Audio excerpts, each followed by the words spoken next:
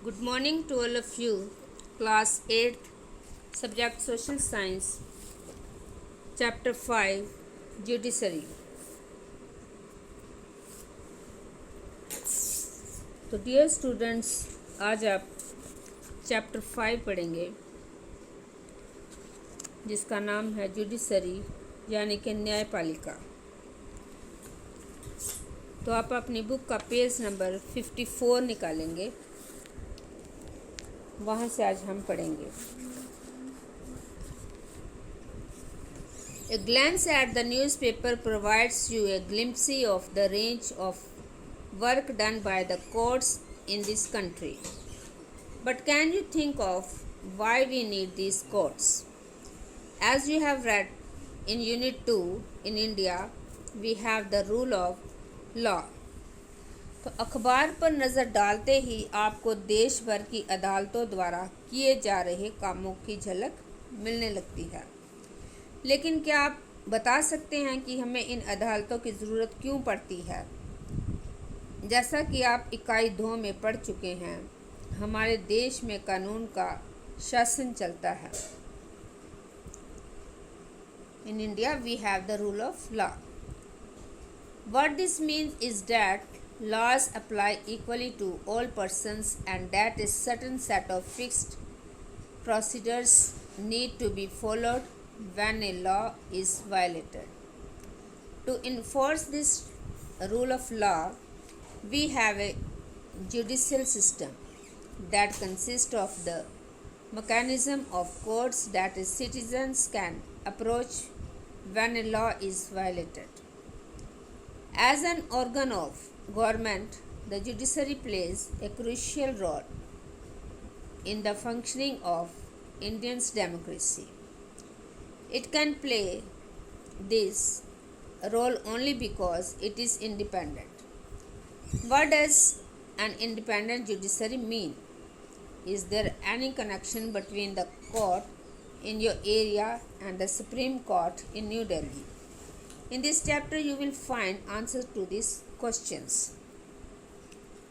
तो इसका मतलब ये है कि सभी कानून सभी लोगों पर समान रूप से लागू होते हैं और जब किसी कानून का उल्लंघन किया जाता है तो एक निश्चित प्रक्रिया अपनाई जाती है।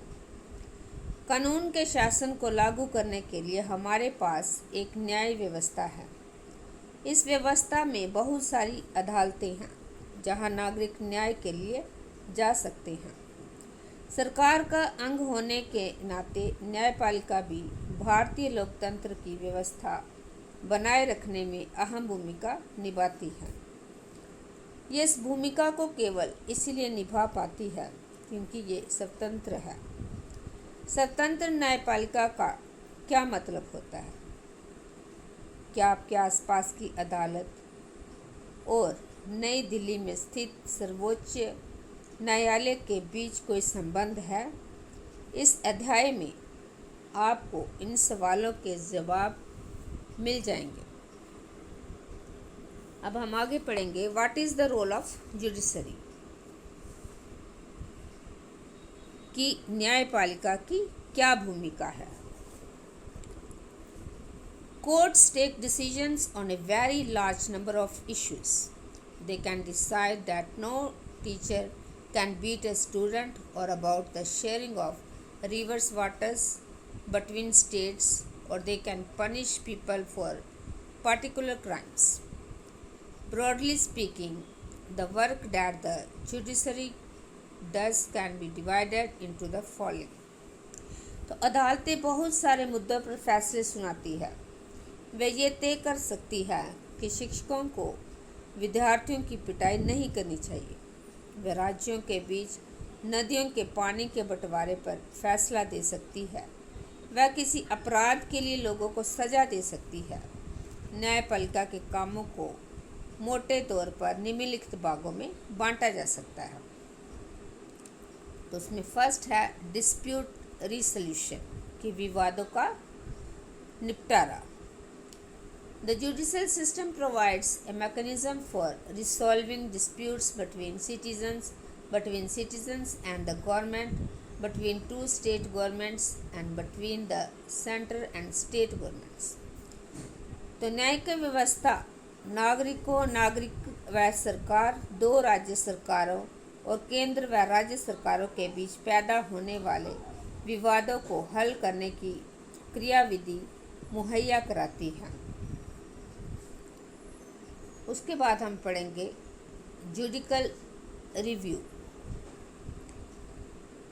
तो as the final interpreter of the Constitution, the judiciary also has the power to strike down particular laws passed by the Parliament if it believes that these are a violation of the basic structure of the Constitution.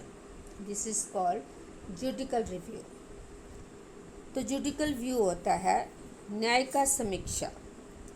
संविधान की व्याख्या का अधिकार मुख्य रूप से न्यायपालिका के पास ही होता है। इस नाते यदि न्यायपालिका को ऐसा लगता है कि संसद द्वारा पारित किया गया कोई कानून संविधान के आधारभूत ढांचे का उल्लंघन करता है, तो वह उस कानून को रद्द कर सकती है। इसे न्यायिक समीक्षा कहा जाता है। तो डियर स्टूडेंट्स, जितना भी मैंने आपको पढ़ाया है आप उसको रीड करोगे और डिफ़िकल्ट वर्ड्स को लिख के याद करोगे।